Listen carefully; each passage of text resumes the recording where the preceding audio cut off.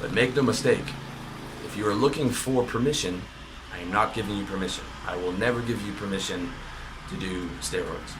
I will always give you permission to do your own business, to go to the gym and max out your natural gains, to be as happy as possible, but you will never hear me say, it's okay, don't worry about it, you can do steroids, all right? I will never give you that permission. So the reason is I don't want anyone getting hurt on my account, all right? I don't want any young, impressionable guy saying, well, Will says it's okay, I trust Will, I'm gonna do it, and end up with gyno or end up with liver problems or, problems with the police or anything like that. I don't want any of that to happen to you guys because I love you. So this is not permission, I'm just outlining two different options, okay? The first one is testosterone replacement, all right? And this is completely legal. It is part of an anti-aging protocol, and in every major city you will find anti-aging doctors. And this is an option for guys with low testosterone at any age, all right?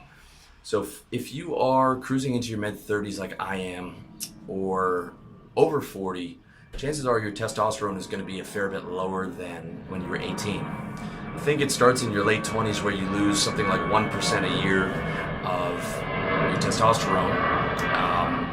So by the time you're 45, you could be 15 to 25, 30% lower than you were at 18. And this is going to affect your health, your well-being, your mood, your libido.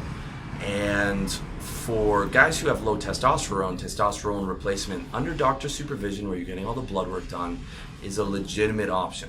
Okay, it's also an option there are a fair amount of young guys who are under 25 who have naturally low testosterone could be from a history of GMO foods or, a genetic defect or, all the estrogen in the water and in the food supply and stuff like that.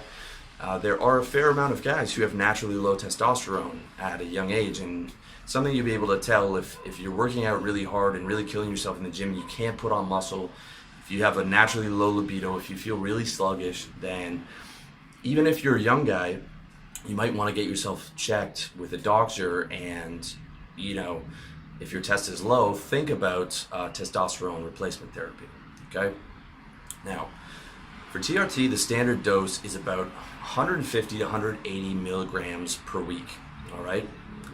I like testosterone enanthate because it lasts up to, I think, a week or so, whereas test prop hurts more in the injection and it only lasts a day or two.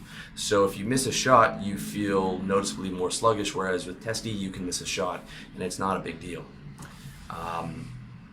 You also are going to be recommended an AI, which is it's basically a breast cancer drug that controls your estrogen, because when you supply the body with exogenous testosterone, your estrogen moves up in spike with that, all right, which is what you don't want. You want to have the higher T but the lower estrogen.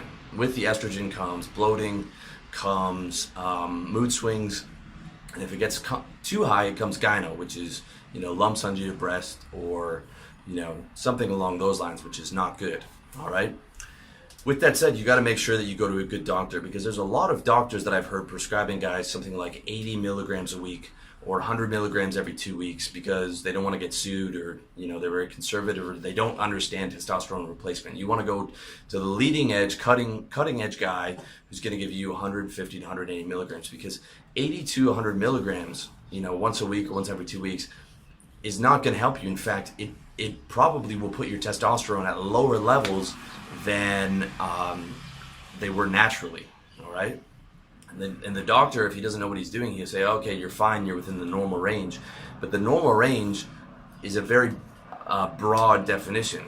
It's like from, something like 350 all the way up to 1200. And that spans the scope of like guys from 80 to, 75. So it is not going to help you. You want to have it in, 700 and above, which is the high end of the natural range, so that you get the full benefit. So make sure that you go to a good doctor in regards to that, all right? You should also check out John Chrysler's book, Testosterone Replacement Therapy, on Amazon. He's probably one of the cutting edge guys There's another doctor, Rand, I forget his last name, but he has videos on YouTube, Muscle Insider, who's also very good. But the testosterone replacement handbook that John Chrysler has is very good, and he recommends subcutaneous injection, which is an injection into the fat of the stomach, which I find is a lot better than injecting into your muscle because there's less scar tissue and it's less painful, all right? I now do it every day because, like I said, I had a problem getting the right AI, and I had bunk AI, which gave me gyno. So I do my injection every day to make sure that my estrogen isn't going wild, as opposed to like when you do it once a week and you take 180 milligrams, your estrogen's going to be high for like a day or two and your face is going to look a bit bloated. But when you do it once every day, you have those consistent levels and consistent energy throughout the week, and I find that to be a more effective method, the sub-Q every day or every other day, than doing it once a week. And of course, making sure that you have a proper AI in place, and also make sure that you have some tamoxifen in place just in case you feel the signs of gyno. And of course, go in and check with your doctor if you're feeling any signs of gyno or anything like that. All right, but chances are you won't if you're taking a shot every day, you're not taking too much, and you're being monitored by your doctor, and you have legitimate Arimidex that you're getting through the pharmacy from your doctor. Okay,